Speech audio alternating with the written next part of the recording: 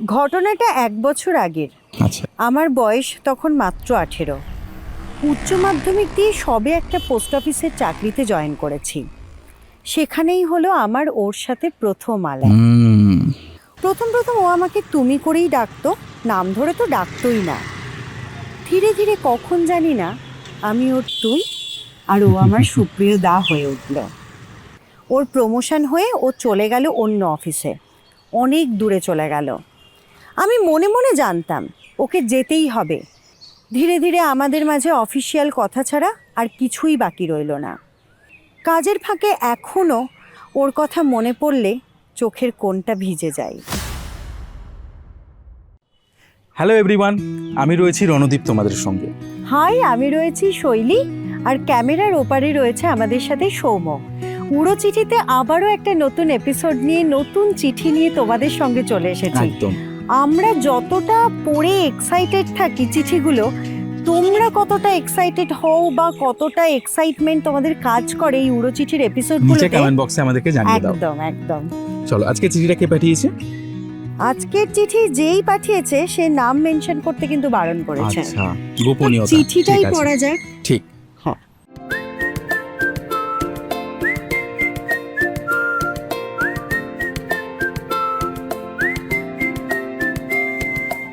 প্রিয় রণদীপদা ও শৈলীদি, আমার গল্পগুলো কেন জানি না শুরু হওয়ার আগেই শেষ হয়ে যায়। ভুলটা বোধহয় আমারই। গল্প লিখতে পারি না জেনেও গল্প লিখতে বসি, তাও এমন গল্প যা কোনো দিন শুরু হওয়ারই ছিল না। শুধু ওই বেনামি শিরোনামটার জন্য বড্ড খারাপ লাগতো, কিন্তু সময় বোধহয় সব ক্ষত সারিয়ে দেয়। একদমই তাই। তবু সময়ের সাথে স্মৃতিগুলো যতই ফিকে হয়ে আসুক, কাজের অবসরে তারা যে ডানা মেলতে চায়, তাই অগত্যাই চিঠি লেখা। তোমাদের কাজের অবসরে এরকম অনেক চিঠি ডানা মেলুক এবং ডানা মেলে উড়ে এসে আমাদের মেল বক্সে ঢুকে যাক। আমরা এভাবেই চিঠি পড়তে থাকি। ঘটনাটা ১ বছর আগের। আচ্ছা। আমার বয়স তখন মাত্র ১৮। উচ্চ মাধ্যমিক দিয়ে সবে একটা পোস্ট অফিসের চাকরিতে জয়েন করেছি। সেখানেই হলো আমার ওর সাথে প্রথম আলাপ। ও আমার অফিসের পোস্টমাস্টার ছিল। আমার মনে আছে অফিসের প্রথম দিন ওর গম্ভীর রাগি রাগি মুখটা দেখে ভীষণ ঘাবড়ে গিয়েছিলাম।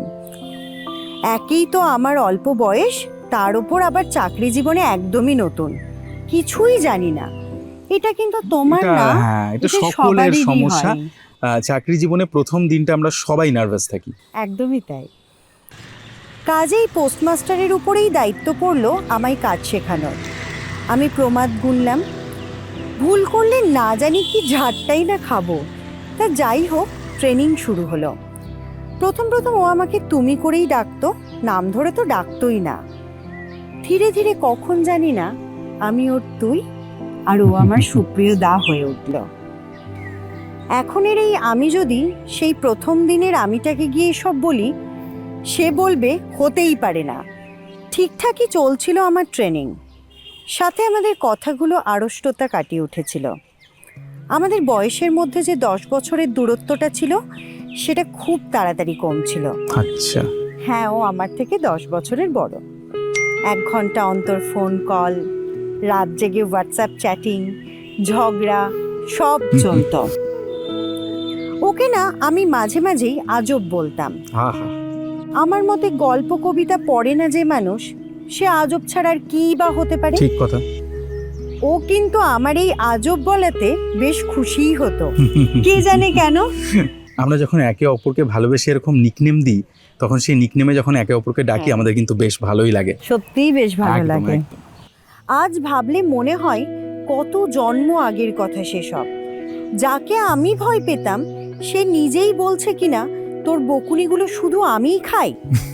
কিন্তু এত রঙিন যদি জীবন হতো, জীবনের মূল্যটা তাহলে কোথায় থাকতো? যা ভয় পাচ্ছিলাম এক্স্যাক্টলি ঠিক তাই হলো। ওর প্রমোশন হয়ে ও চলে গেল অন্য অফিসে, অনেক দূরে চলে গেল। আমি মনে মনে জানতাম ওকে যেতেই হবে, তাই মনে মনে কিছুটা প্রস্তুতিও নিচ্ছিলাম। তাই ও চলে যাওয়ায় আমার খুব বেশি কষ্ট হয়নি। কেউ কেউ বলবে দূরে গিয়েও ফিরে আসা যায়, আসলে ট্র্যাজেডিটা ওখানেই। প্রমোশন পেয়েই ও কেমন যেন একদম পাল্টে গেল। দূরে গিয়েও সবসময় ফিরে আসা যায় না। একদমই তাই। যেন কেউ ওই 3 মাসের স্মৃতিগুলো ওর মস্তিষ্ক থেকে একেবারে মুছে দিয়েছে। ধীরে ধীরে আমাদের মাঝে অফিসিয়াল কথা ছাড়া আর কিছুই বাকি রইল না। শেষের দিকে কথাটা বন্ধই হয়ে গেল। আমাদের গল্পটা এখানেই শেষ। আসলে দূরত্বটা ভিন্ন অফিসের নয়, আমাদের 10 বছর বয়সের ফারাকও নয়। দূরত্বটা ছিল আসলে মনের। তাই ওর আর ফিরে আসা হলো না। কাজের ফাঁকে এখনো ওর কথা মনে পড়লে চোখের কোণটা ভিজে যায়। গলার কাছে কিছু কথা, কিছু প্রশ্নের বাষ্প দলা পাকিয়ে ওঠে। ওকে পেয়েও না পাওয়ার দুঃখ এটা নয়, দুঃখ আমার ব্যর্থতার, ব্যর্থতা ওকে ভুলতে না পারার। আর সত্যি বলতে কি, ভুলতে আমি চাইও না। আর এই না চাওয়াটাই আমার গল্পটাকে শেষ হতে দেয় না। অনেক কথা ওকে বলা হয়ে ওঠেনি, হয়তো কোনোদিন হবেও না।